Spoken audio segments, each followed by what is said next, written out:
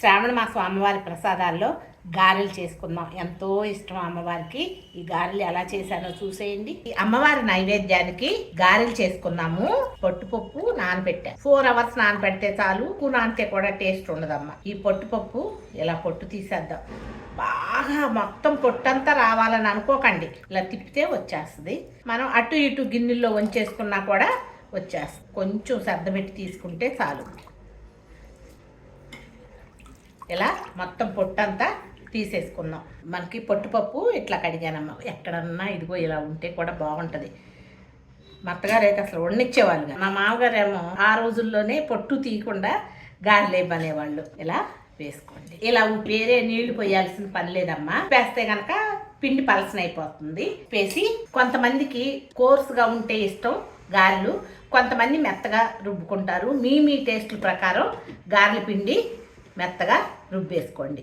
పిండి ఇలా పిండి మెత్తగా రుబ్బామనుకోండి, పెరుగు గారెలు వేసుకుంటానే బాగుంటుంది. కొంచెం ఎక్కడన్నా ఒక పొలుకు తగులుతా అంటే గారెల టేస్ట్ బాగుంటుంది. అందుకని నేను ఇలా రుబ్బా. పచ్చిమిరపకాయలు, సరిపడినంత అల్లం ముక్కలు వేసేయండి. మొదట ఈ పప్పును కూడా వేసేద్దాం అంతా. అలాగే ఈ పిండికి సరిపడినంత ఉప్పు వేసుకోండి. జీలకర్ర వేయలేదేంటి అని మీరు అడగొచ్చు. ప్రసాదంగా చేస్తున్నాను కదమ్మా, అటువంటి వాటిల్లో నేను జీలకర్ర, ఉల్లిపాయలు, కొత్తిమీర వేయను. ఇట్లా ప్లెయిన్గా అల్లమును పచ్చిమిరపకాయలు పూర్వం నుంచి ఇట్లా వేసేవాళ్ళు, అందుకని ఇలాగే చేస్తున్నా. బ్రేక్ఫాస్ట్లో చేసుకునేటప్పుడు మిగతా ఆకుకూరలు వేసుకోవచ్చు, ఉల్లిపాయలు వేసుకోవచ్చు, కొత్తిమీర వేసుకోవచ్చు. కానీ ఇప్పుడు అమ్మవారి ప్రసాదానికి కదమ్మా ఇలా చేస్తున్నాను. ఒకసారి చూడండి.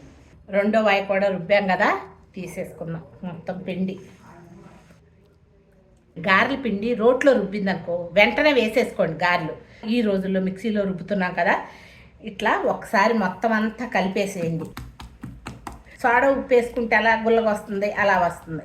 ఇదిగోండి ఇలా బాగా అనేసి పిండి సరిగ్గా ఉందా లేదా గారెలకి అని చూసుకుంటానికి చిన్న టిప్పు, నీళ్ళల్లో ఇలా వేసి చూడండి.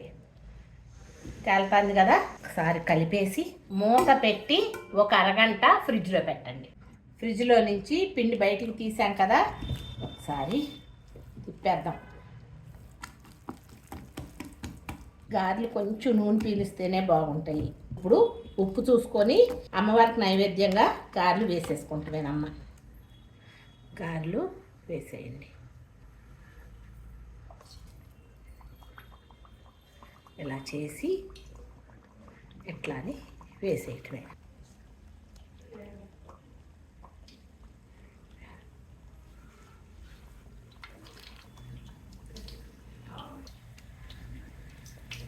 ఇలా అని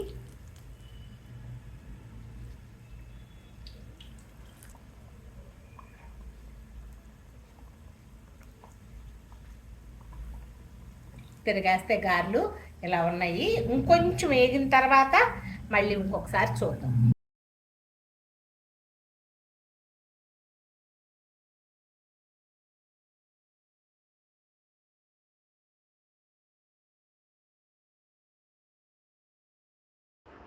చూసారా ఎంత బాగా వేగినాయో. ఇప్పుడు ఇక తీసేద్దామా.